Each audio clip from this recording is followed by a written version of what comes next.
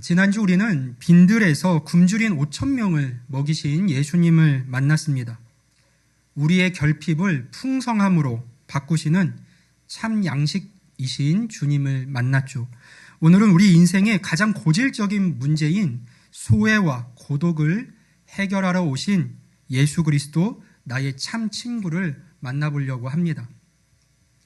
말씀에 들어가기 전에 여러분에게 한번 묻고 싶습니다. 여러분에게는 나의 가장 밑바닥, 나의 가장 보여주기 싫은 수치스러운 모습까지도, 부끄러운 모습까지도 다 알고도 여전히 내 손을 붙잡아주고 내 곁에 머물러줄 진짜 친구가 있습니까? 우리는 역사상 그 어느 때보다 넓게 연결된 시대를 살고 있습니다. 온라인에서 수십, 수백, 수천 명의 친구들을 만납니다. 스마트폰도 쉴 새 없이 날마다 울리곤 하죠. 하지만 역설적이게도 현대인들은 가장 외로운 시대를 살고 있다고 여기저기서 토로를 합니다. 깊은 공허감에 시달리는 것이죠. 풍요 속의 빈곤, 그것이 바로 오늘날 우리가 처한 현실입니다. 오늘 본문에는 풍요 속의 빈곤을 온몸으로 겪어내고 있는 한 남자가 등장을 합니다. 이야기의 무대는 여리고예요. 여러분, 여리고를 단순히 성경 속의 옛날 도시로만 생각하시면 안 됩니다. 1세기의 여리고는요, 오늘날의 라스베거스나 강남의 한복판과 같은 곳이었어요. 이곳에 별명이 있거든요. 종려나무의 성읍이라는 별명을 가진 도시가 여리고입니다. 고대 근동 최고의 휴양지였어요. 겨울에도 따뜻했고 헤롯 왕의 겨울 궁전이 그곳에 있었습니다. 거리에는 로마의 귀족들과 상인들이 날마다 넘쳐났습니다. 특히 이곳은 당대 최고의 향료이자 금보다 비쌌던 발삼의 주산지였어요. 도시 전체에 향기로운 발삼 냄새가 진동하고 그 향기만큼이나 많은 돈이 도는 욕망의 도시, 그곳이 바로 여리고였습니다. 그 화려한 도시의 정점에 한 남자가 서 있습니다. 성경은 그를 세 단어로 소개하고 있는데요. 삭개오, 세리장, 그리고 부자입니다. 그는 평범한 세리가 아니었습니다. 여리고 지역의 모든 세무 업무를 총괄하고 수많은 세리를 거느린 세리들의 우두머리, 세리장이었어요. 로마 제국의 권력을 등에 업고 길목이 좋기로 소문난 여리고의 관세를 독점하면서 막대한 부를 쌓아 올린 성공한 남자였습니다. 누구나 부러워할 만한 성공의 탑 꼭대기에 앉아있는 사람이 바로 삭개오, 그였던 것이죠. 그러나 여러분, 그 탑 위에서 자신의 삶을 내려다보는 삭개오의 풍경은 어땠을까요? 그의 이름 삭개오는 히브리어로 순결한 자, 의로운 자, 깨끗한 자라는 뜻을 가진 단어입니다. 아마도 부모님은 그가 하나님 앞에서 맑고 깨끗하게 살기를 바라면서 그렇게 이름을 지었을 겁니다. 하지만 현실은 정반대였죠. 겉으로는 많은 사람들이 그의 앞에서 고개를 숙였지만 사람들은 그가 지나갈 때마다 뒤에서 침을 뱉으면서 수군거렸습니다. 저 매국노, 로마의 개, 동족의 피를 빨아먹는 거머리 같은 놈. 그는 돈과 성공을 얻었지만 대신 많은 것을 잃었습니다. 무엇보다 사람을 잃었죠. 성공을 얻는 대신 존엄을 잃었습니다. 가진 것은 많았지만 진실되게 마음 나눌 친구 하나 없는 삶. 아무도 그를 삭개오, 그러니까 순결한 자라고 불러주지도 않았고 인정해주지도 않았고 그저 세리장이라는 직함이나 죄인이라고 하는 낙인으로만 부르는 삶. 이것이 바로 그의 실존이었어요. 그러던 어느 날 이 적막한 삭개오의 인생에 파문을 일으키는 소식이 들려옵니다. 나사렛 예수가 지나간다. 세리 마태를 제자로 삼고 죄인들과 친구가 되신다는 그 예수라는 분이 자기 동네를 지나가신다는 거예요. 이 소식을 들은 삭개오가 취한 행동을 성경은 이렇게 기록하고 있는데요. 본문 3절과 4절 말씀입니다. 그가 예수께서 어떠한 사람인가 하여 보고자 하되 키가 작고 사람이 많아 할 수 없어 앞으로 달려가서 보기 위하여 돌 무화과 나무에 올라가니 이는 예수께서 그리로 지나가시게 되미로라. 아멘. 여러분, 이 장면을 우리가 읽을 때 삭개오가 나무에 올라가게 된 이유가 어디에 있다고 생각이 되시나요? 그가 키가 작아서 그랬겠구나라는 생각이 드시나요? 그러나 그의 행동은요, 사실 일반적인 범주를 아득히 넘어서는 행동이었습니다.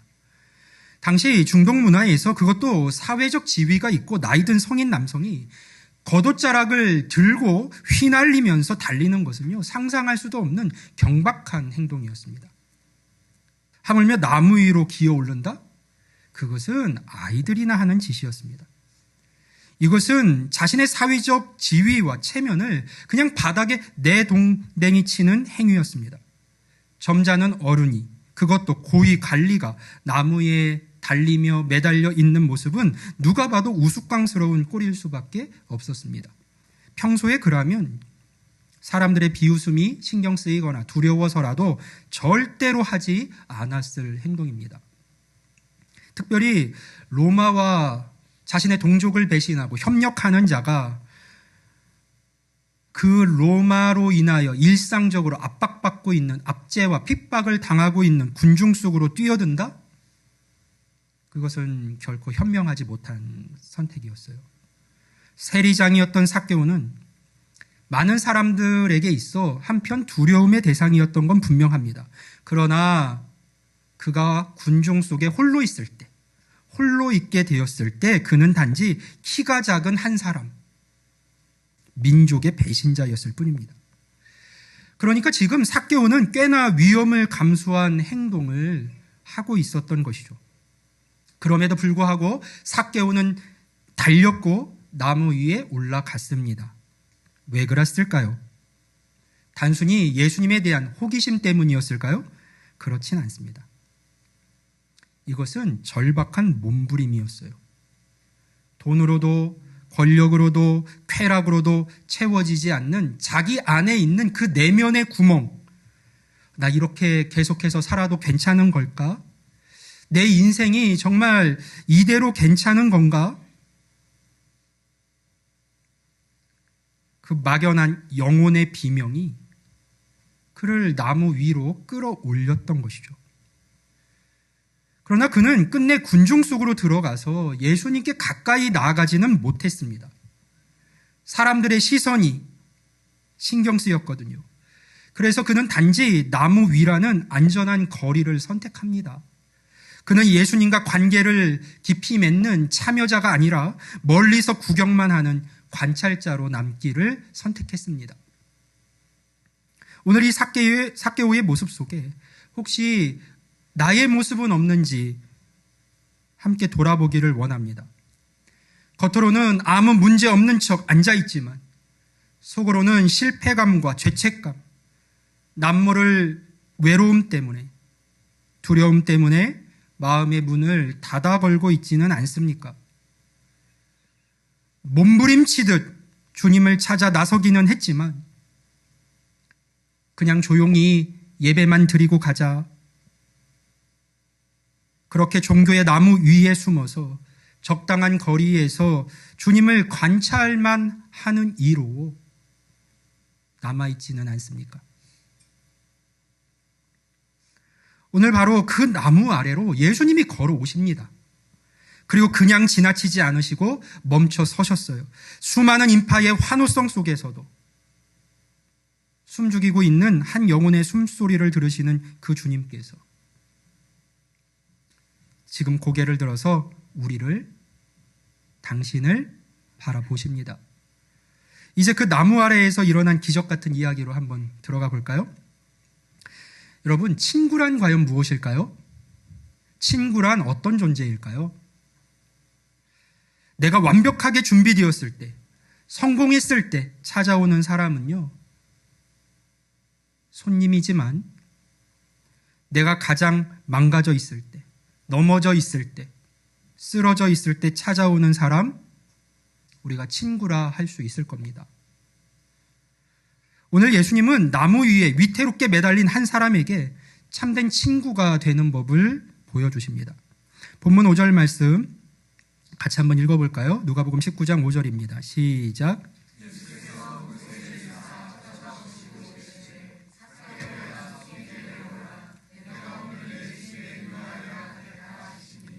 아멘.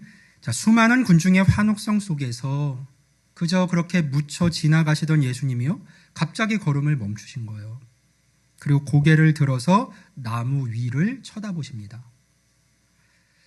이 장면이 꽤나 저는 특별하게 여겨지더라고요.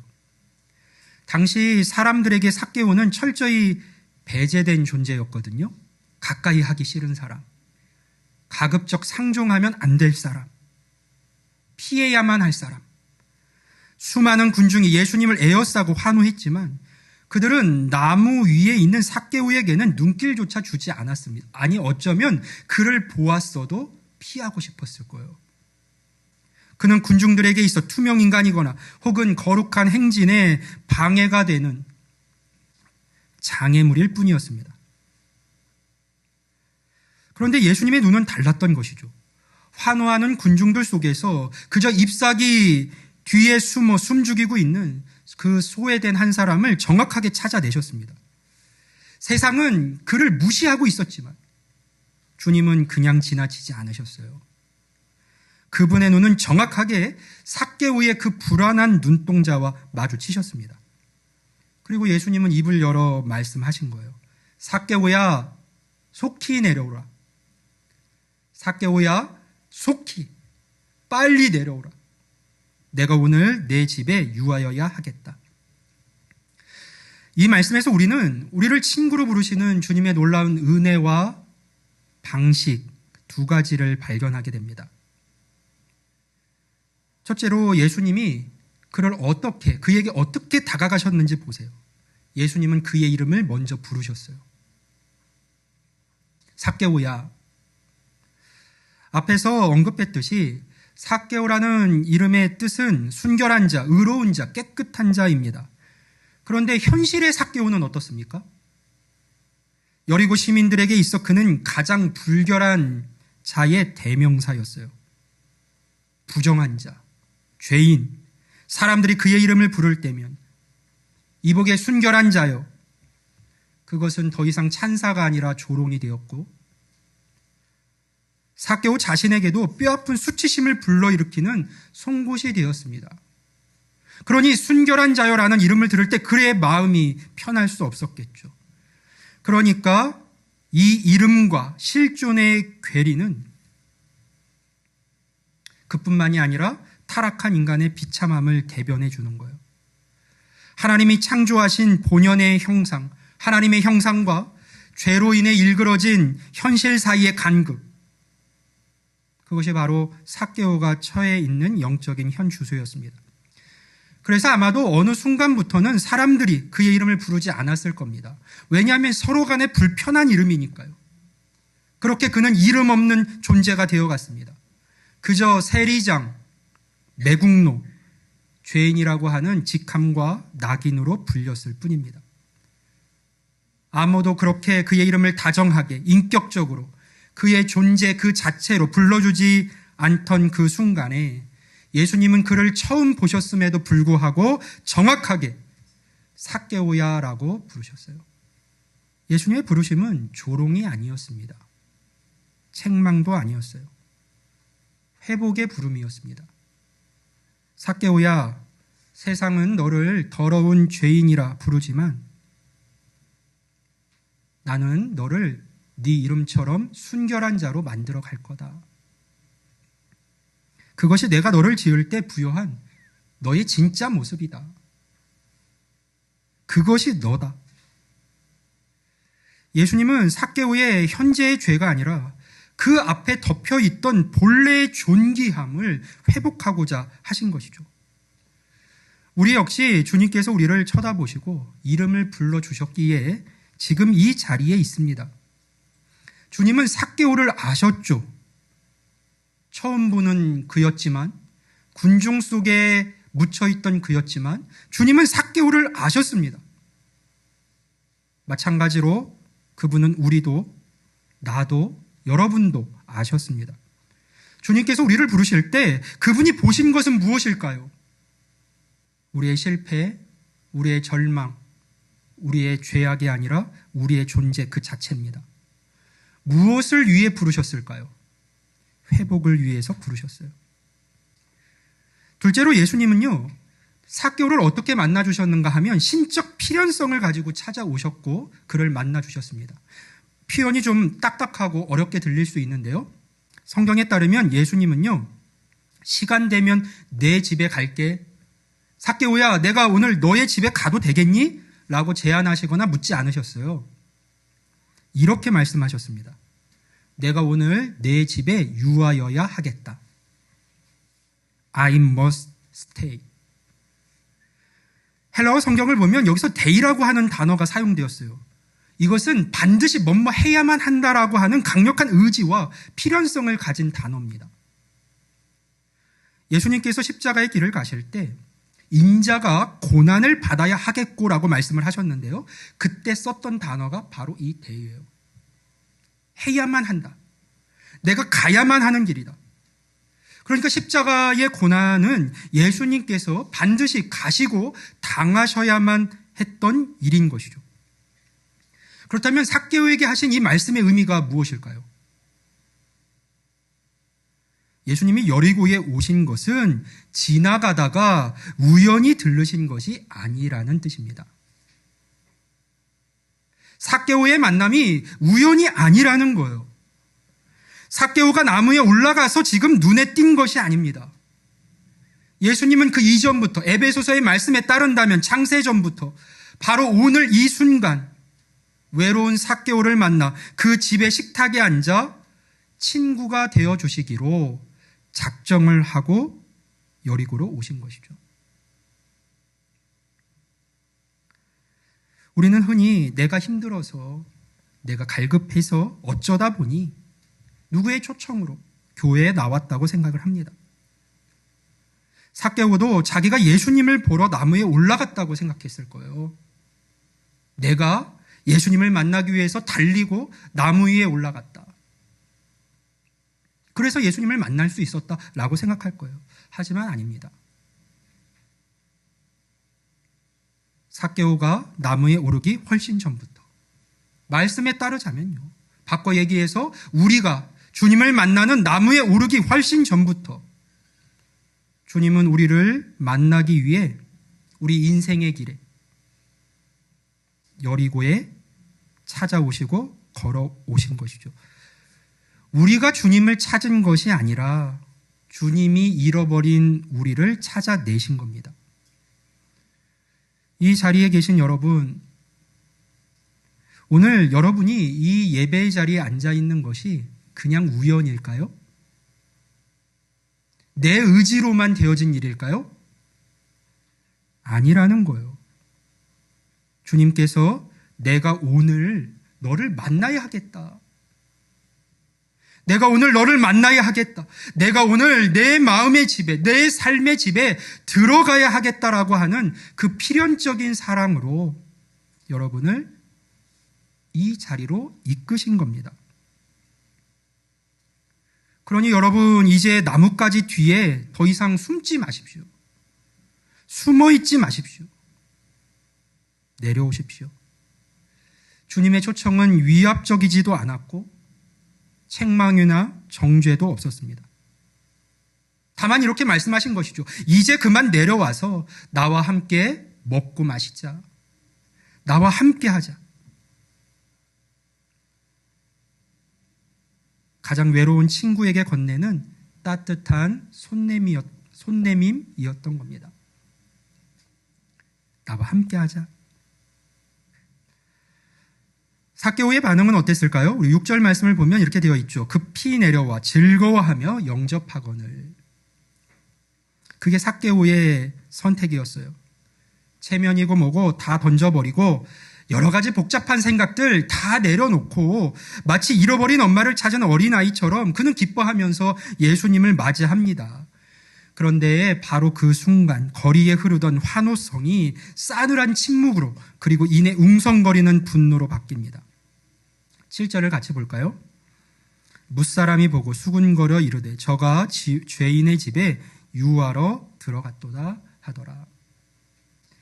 여기서 수군거린다라는 단어를 원어로 보면요, 단순히 뒤에서 그저 조용한 목소리로 욕하고 수군대는 정도의 말이 아닙니다. 이것은 이스라엘 백성이 광야에서 물이 없다고 불평하면서 모세와 하나님을 향해서 주먹을 쥐고 크게 원망할 때 썼던 바로 그 강력하고 적대적인 단어예요.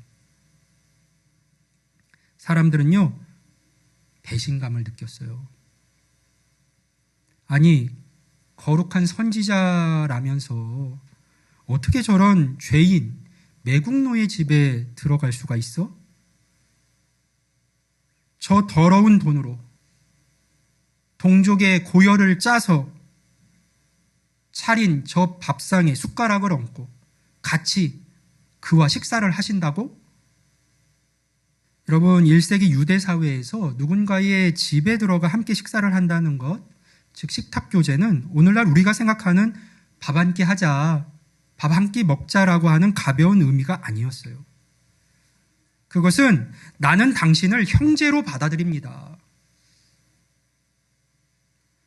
나는 당신의 모든 허물을 덮겠습니다라고 하는 공적인 선언이었습니다. 그래서 1세기 초대교회 성도들이 함께 모여 그렇게 식사하며 교제했던 것이고, 또 우리가 주일에 함께 식탁 교제에 힘쓰며 같이 모이려 하는 거예요. 그러니 사람들의 눈에 이 예수님의 행동은요, 거룩한 율법을 파괴하는 스캔들이나 다름이 없었습니다. 예수님은 지금 자신의 명예와 평판, 인기를 다 버리시고 세상의 모든 비난을 온몸으로 막아서면서까지 삭개오라고 하는 한 사람의 편에 서신 거예요. 상상해 보세요. 삭개오의 집 대문 앞 분노한 군중들이 둘러싸서요, 그들을 신란의 눈빛으로 바라보며 누군가는 수군대고 누군가는 대놓고 욕설을 퍼붓기 시작합니다. 그런 시선들 속에서 삭개오는 많이 불안했을 겁니다. 그런데 바로 그때 예수님이 그 앞을 막아서십니다. 그리고 그 비난의 화살을 당신의 온몸으로 막아내시면서 삭개오의 어깨를 감싸 안고 대문 안으로 함께 들어가십니다. 그리고 이것이 우리의 참 친구이신 예수님께서 바로 저와 여러분에게 행하신 일입니다. 이사야는요, 주님의 행하심을 이렇게 고백하며 기록했습니다. 이사야 53장 4절과 5절 말씀을 보면 예수님께서 십자가에서 우리를 위해서 행하신 일이 무엇인지를 분명히 말하고 있죠. 그는 실로 우리의 질고를 지고 우리의 슬픔을 당하였거늘 우리는 생각하기를 그는 징벌을 받아 하나님께 맞으며 고난을 당한다 하였노라. 그가 찔림은 우리의 허물 때문이요 그가 상함은 우리의 죄악 때문이라. 그가 징계를 받음으로 우리는 평화를 누리고 그가 채찍에 맞음으로 우리는 나음을 받았도다. 아멘. 그렇게 예수님은 지금도 우리 곁에 계신 겁니다. 친구로서요. 사랑하는 여러분, 삭개오의 얼어붙은 마음을 녹인 것은 예수님의 설교가 아니었어요. 기적도 아니었습니다.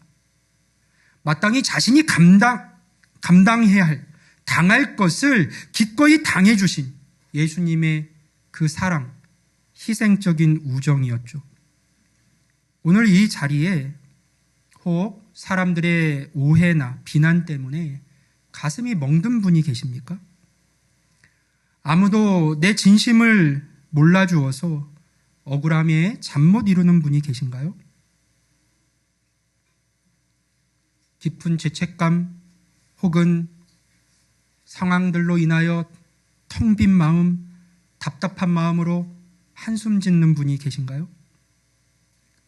삭개오의 집 식탁에 앉으신 예수님을 바라볼 수 있기를 바랍니다. 그 주님이 오늘 여러분의 마음의 방에 들어와서 말씀하시는 거예요. 동일하게요. 사람들은 몰라도 나는 너를 잘 안다. 나는 너를 안다. 세상이 다 너를 욕해도 비난해도 나는 너의 편이다. 나와 함께 먹고 마시자. 나와 함께 가자. 우리의 참 친구 되신 주님의 이 말씀이 오늘 저와 여러분의 상처 입은 마음을 치유하시기를 주님의 이름으로 간절히 축복합니다. 아멘. 이제 삭개오의 집으로 한번 같이 들어가 볼까요? 밖에서는 여전히 사람들의 수군거림이 끊임없이 들려왔지만 집안의 공기는 좀 달라졌습니다. 예수님은 약속대로 삭개오의 식탁에 앉으셨어요. 세상 모든 사람들이 등을 돌린 그 순간 예수님은 따뜻한 눈빛으로 삭개오를 바라보면서 음식을 같이 나누십니다. 이 고요하고 압도적인 사랑 앞에서 삭개오의 내면에는 거대한 지진이 일어나고 있었어요. 평생 움켜쥐고 살았던 가치관이 송두리째 흔들리기 시작했습니다. 재물이 내 삶을 지켜줄 줄 알았는데, 재물이 있어야지만 내 삶이 안전할 수 있었는데 그게 아니었구나. 성공이 내 인생을 보장해주고 나를 행복하게 만들어줄 줄 알았는데 그것도 아니었구나.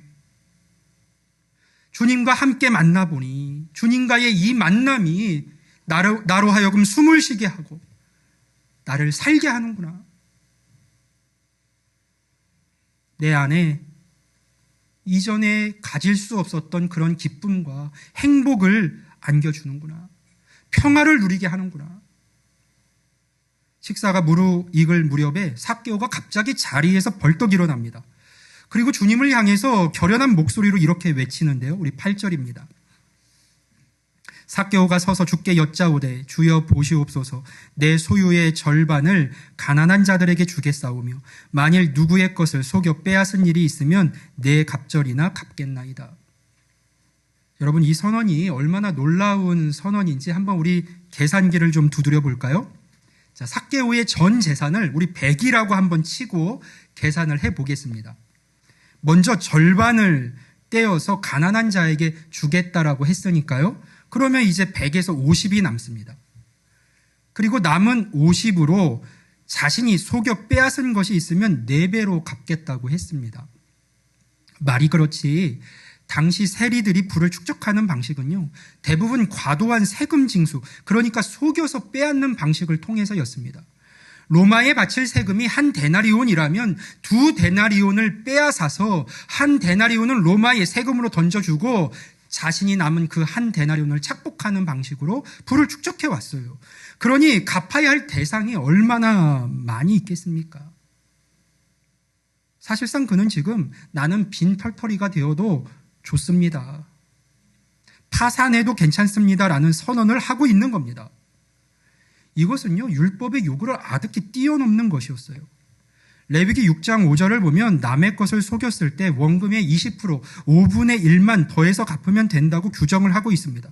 그런데 삭개오는 400% 4배를 갚겠다고 했죠. 지금 삭개오는 스스로를 가장 큰 죄인으로 여기면서 율법이 시키지도 않은 가장 무거운 책임을 스스로 짊어지고 있는 겁니다.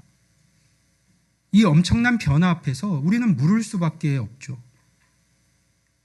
도대체 무엇이 이 수전노를, 자신의 동족의 고열을 빨아먹던 그를 이렇게 바꾸어 놓았을까? 무엇이 그로 하여금 이러한 결심을 할 수 있도록 했을까? 자, 지금 그가 구원을 받기 위해서 구원에 대한 조건으로 자신의 재물을 내어놓았습니까? 아니에요. 예수님이 삭개오가 자신의 재물을, 돈을 내어놓겠다고 하니까 각서를 쓰니까 좋아, 이제 합격이다. 너는 내 친구다 라고 말씀을 하셨나요? 그것도 아닙니다. 순서가 중요해요. 그가 아직 돈을 생명줄처럼 움켜쥐고 있을 때 아무런 조건 없이 먼저 그의 집에 들어와서 예수님은 그의 친구가 되어주셨습니다. 그러니까 지금 드러난 이 삭개오의 결심은요, 거래가 아니었던 거예요. 예수님은 이미 그의 친구가 되어주셨으니까요. 그의 안에서 일어난 반응이었던 것이죠. 토마스 찰머스라고 하는 탁월한 설교가가요, 이 장면을 가리켜서 뭐라고 이야기했냐 하면 새로운 사랑이 밀어내는 힘이라고 했습니다. 새로운 사랑이 밀어내는 힘. 여러분 마음속에 우리 안에 있는 그 찌꺼기 같은 욕심들, 잘못된 것들 억지로 퍼내려고 애쓰지 마세요. 대신 맑고 깨끗한 생수를 들이부으십시오. 그러면 찌꺼기는요, 내 안의 찌꺼기는 저절로 밀려나갑니다. 삭개오의 마음속에 예수님이라고 하는 진짜 보화가 들어오니까 그동안 목숨처럼 붙잡고 있었던 그 재물이라고 하는 가짜 보화가 삭개오 안에서 시시해지고 밀려나게 되었던 것이죠. 새로운 사랑이 그의 안에 있던 잘못된 가치들을 밀어낸 겁니다. 예수님, 이제 저에게는 그 무엇보다 주님이 가장 소중합니다. 다른 그 어떤 것보다 나는 주님을 더 사랑합니다. 바로 이것이 삭개오의 이 결심에 담겨져 있었던 고백이었던 거예요. 주님이 내 삶의 가장 우선입니다. 사랑하는 성도 여러분, 오늘날 많은 사람이 자신의 삶을 변화시키려고 노력을 합니다. 분노도 참아보려고 하고, 음란도 멀리 해보려고 하고, 미움도 내 안에서 없애보려고 하고, 술도 끊어보려고 합니다. 하지만 하지 말아야지, 끊어야지 하는 그 율법적 결심만으로는 우리 내면의 뿌리 깊은 죄성을 결단코 이길 수가 없습니다. 잠시는 참을 수 있을지 몰라도 그것은 반드시 언젠가 다시 튀어오릅니다. 그걸로는 안 되는 거예요. 그러한 방식으로는 안 되는 겁니다. 내 안에 있는 것들을 밀어내는 새로운 힘이 필요해요. 진정한 변화는 더 큰 사랑을 만날 때만 가능합니다. 세상의 쾌락보다 더 달콤한 예수님의 은혜를 맛본 사람만이 세상의 유혹을 비로소 이길 수 있습니다.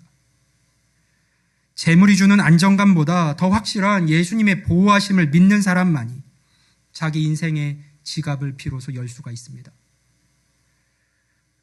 오늘 여러분의 식탁에 예수님을 한번 초대해 보세요.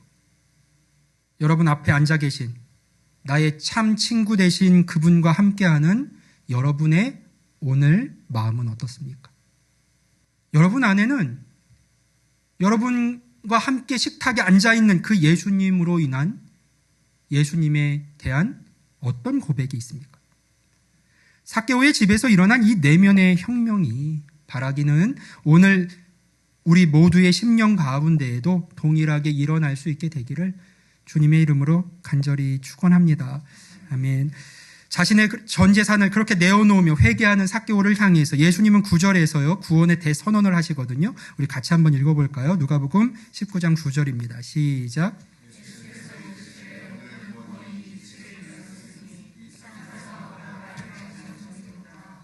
아멘. 여러분, 이 선언이요 삭개오에게 얼마나 큰 위로와 기쁨이 되었을까요? 얼마나 큰 감격을 주었을까요? 지금껏 여리고 사람들이 삭개오를 어떻게 불렀는지 다시 한번 상기해 보세요. 로마의 개, 매국노, 더러운 죄인입니다. 유대 사회에서 그는 이미 족보에서, 그 믿음의 족보에서 파인자, 파문당한 자나 다름이 없었어요. 그런데 예수님께서 그 모든 수치스러운 낙인을 지우시고 모두가 드러나는 듯이 선포를 해 주셨습니다. 아니다. 이 사람도 나의 가족이다. 이 사람도 존귀한 아브라함의 자손이다. 예수님은 삭개오의 잃어버린 돈을 찾아주신 게 아닙니다. 잃어버린 신분, 잃어버린 존엄성, 잃어버린 진짜 이름을 찾아주신 것이죠. 참 친구 대신 예수님을 만난 순간 그는 더 이상 외로운 비참한 세리장이 아니라 하나님의 사랑받는 아들이 되었습니다. 그것이 그가 받은 구원이었어요. 여기서 우리가 놓치지 말아야 할 한 단어가 더 있거든요. 바로 오늘이라고 하는 말이에요. 오늘 구원이 이 집에 이르렀으니.